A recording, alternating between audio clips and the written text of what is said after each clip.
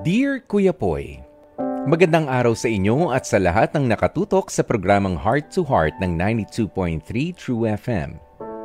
Ako nga pala si Melody, 30 years old at isang sales associate dito sa Dubai.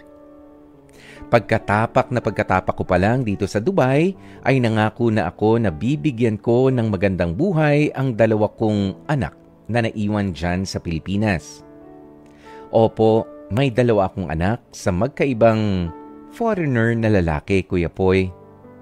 Ang unang lalaking nakilala ko ay noong nagtatrabaho pa ako sa Taiwan. Mabilis akong tinamaan sa kanya, Kuya Poy, hanggang sa nagbunga nga ang pagmamahalan naming dalawa. Pero ang akala kong forever ay nauwi rin sa pang-iiwan sa akin. Matapos ang pangyayaring yon ay nagdesisyon akong umuwi ng Pilipinas para dito manganak sa first baby